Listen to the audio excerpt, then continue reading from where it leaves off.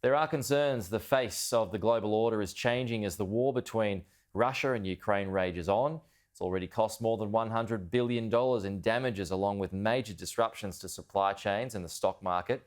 Joining us now is the political analyst and professor at Curtin University, Joe Siracusa. Joe, good morning. So how is the order changing?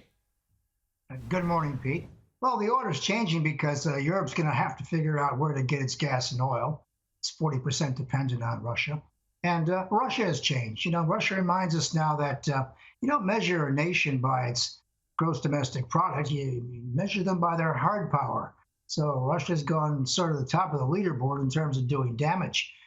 President Putin has reserved a right to kill, lie, and cheat. And how do you deal with someone like that? And I think the focus, the gravity of the world has moved from the Pacific region to Eurasia. That is the lands between Europe and Asia. And we're going to have a brand new world coming up. There's going to be a realignment of nations, and we're going to find out how ineffective sanctions are. I mean, people who are issuing these sanctions, Pete, they think it's cancel culture.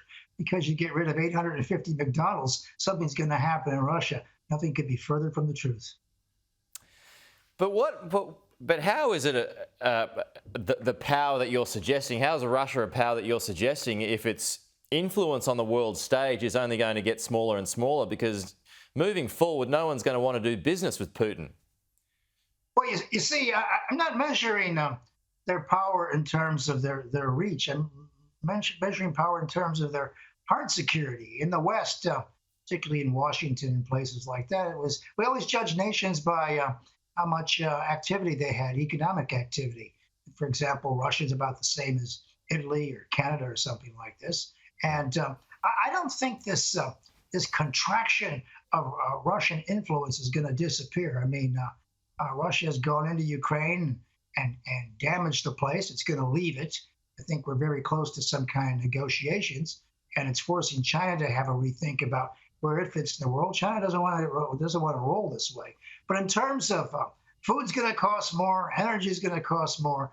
Part of it will be the Ukrainian war. Part of it will be people just gouging you anyway. And so people are going to have to think of new ways to do things. But I think go ahead, Pete. Yeah, no. Well, you actually made a good point there on Xi. You know, he hasn't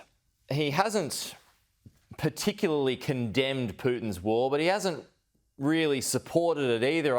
I wonder what you think he's thinking about this war. You know, that's pretty close. Well, yeah, they have an agreement, and the war is pretty close. She's thinking the same thing the Indians are. That is, they're abstaining. You know, when you abstain, it's not like you're saying no to a conflict. What you're saying is that go back to the peace table, and that we don't approve of it. I think the Chinese have been very clever here, step back and to allow particularly the Turkish government to take the lead in hosting a meeting between the Russian and the Ukrainian foreign minister.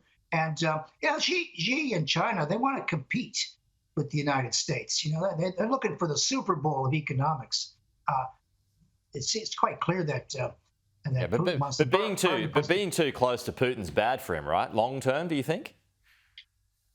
No, I think the Chinese are going to start to distance themselves a little bit. Look, at the Olympics, they agreed to a 5,000-word statement and said, they're all in for everything. Well, that means nothing, too, as a matter of fact. Yeah, because China looks after China at the end of the day. Oh, every nation looks after every nation. You know, what this war tells us, Pete, is that everybody is on their own. Yeah, good one. Hey, Joe, good to chat. Talk to you soon. Okay.